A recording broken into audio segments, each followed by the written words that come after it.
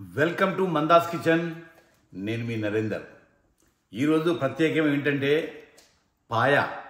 పాయ ఎలా చేసుకోవాలో ఈరోజు మీకు చూపించబోతున్నాను. రండి. మన పాయ సూప్ చేసుకోవడానికి పాయస్ తీసుకొచ్చాము. ఇక్కడ మొత్తం దీన్ని అంతా క్లీన్ చేసి కడిగి పెట్టి పెట్టారు వాళ్ళు. దీనిలో మళ్ళీ ఏంటంటే మనకు స్మెల్ రాకుండా ఉండడానికి కొరకు మనము దీనిలో వేడి నీళ్ళల్లో కొంచెం పసుపు సాల్ట్ కలిపి దీన్ని మిక్స్ చేసి వేడి నీళ్ళలో ఒక 5 minutes నుంచి తీసేయాలి.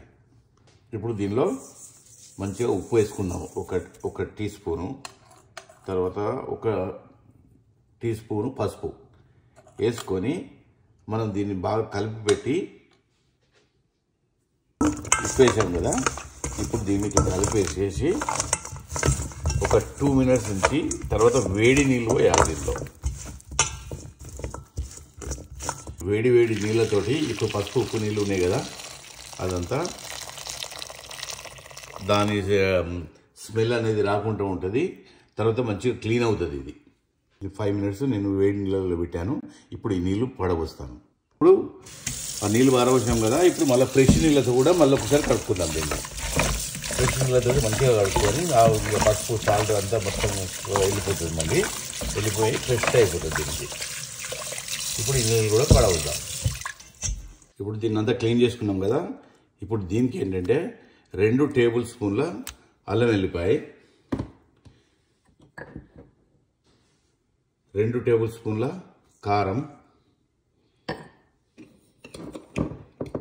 1 టీ స్పూను సాల్ట్ వేసుకొని దీన్ని బాగా మిక్స్ చేసి పెట్టుకుందాం. మిక్స్ చేసి పెట్టుకుందాం. ఇప్పుడు కుక్కర్ పెట్టుకున్నాము. ఈ కుక్కర్లో ఒక 2 స్పూన్ల ఆయిల్ వేసుకున్నాను. అంటే కొంచెం ఆయిల్ ఎక్కువనే పడుతుంది దీనికి. ఇప్పుడు ఇది వేడైన తర్వాత మనం దీనిలో పచ్చిమిరపకాయలు ఉల్లిగడ్డలు వేసి వేయించుకుందాం. ఇప్పుడు దీనిలో పచ్చిమిరపకాయలు ఒక 2 పచ్చిమిరపకాయలు వేసుకున్నాను. ఈ పచ్చిమిరపకాయలతో పాటు 2 ఆనియన్స్ పెద్దవి కట్ చేసి పెట్టుకున్నాను, అది కూడా వేసేస్తున్నాను. ఇందులో వేసుకున్న తర్వాత దీన్ని కొంచెం లైట్ బ్రౌన్ కలర్ వచ్చేదాకా ఆనియన్ని బాగా వేయించాలి. వేయించిన తర్వాత ఇప్పుడు మనం ఏదైతే మిక్స్ చేసి పెట్టుకున్నామో కాళ్ళకు మన పాయది, అది కూడా దీనిలో వేసుకుంటాం. ఫస్ట్ ముందు మాత్రం ఆనియన్ బ్రౌన్ కలర్ వచ్చే వరకు వెయిట్ చేస్తాం. ఇందులో కొంచెం పసుపు వేసుకుందాం. ముందు పసుపు వేసుకొని బాగా కలుపుకొని కలర్ మంచి బ్రౌన్ కలర్ వచ్చేస్తుంది ఉల్లిగడ్డ. ఇప్పుడు దీనిలో మనము కొంచెం గరం మసాలాలు ఏంటంటే ఒక 4-5 ఇలాచీలు, లవంగాలు, 2 పట్టా, 2 ఆకులు వేసేసుకుందాం. ఎందుకంటే దీని ఘాటుతోటి సడిది కానీ గొంతు సంబంధించిన ఏదైనా ఇష్యూ ఉన్నా కూడా వెళ్ళిపోతుంది.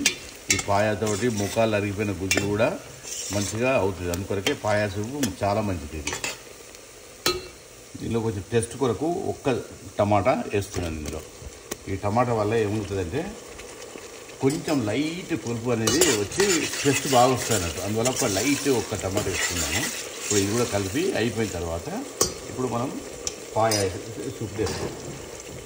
కారం, ఉప్పు ఇవన్నీ ఇప్పుడు దీన్ని కుక్కర్లో వేసేసుకుంటాం. కుక్కర్లో వేసుకొని టోటల్గా మనకు ఇది మంచిగా ఉడకాలంటే మనం దాదాపుగా 6 నుంచి 7 విజిల్లు మనకు రావాలి. అయితే మంచిగా మెత్తగా కుక్ అవుతుంది ఇది.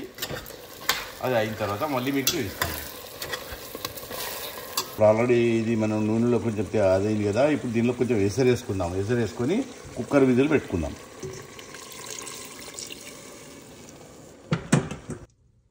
ఇప్పుడు మనం విజిల్ తీసేసాము. ఇప్పుడు మనకు ఎంతవరకు అయిందో మనం చూసుకుందాం. ఇప్పుడు దాదాపుగా మనం 8 విజిల్లు పెట్టాము. ఇప్పుడు దీనిలో ఇది దాదాపుగా ఉడికినట్టే దాదాపుగా. ఇప్పుడు దీనిలో మనము 4 వెల్లిపాయలు, వెల్లుల్లి,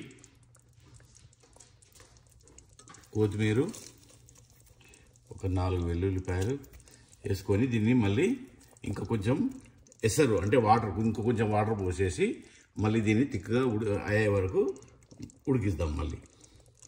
ఇప్పుడు కొంచెం గరం మసాలా మొత్తం 1 టీ స్పూన్. చూసారుగా ఇప్పుడు పాయ మొత్తం రెడీ అయిపోయింది. ఇప్పుడు బాగా ఉడికింది కూడా ఆల్రెడీ. ఇప్పుడు మనము ప్లేట్లోకి సర్వ్ చేసుకుందాం.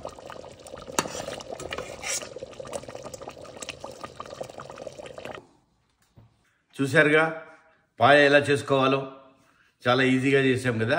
ఇది మీకు నచ్చినట్టయితే లైక్ చేయండి, షేర్ చేయండి, సబ్స్క్రైబ్ చేయండి, బెల్ ఐకాన్ ప్రెస్ చేయండి.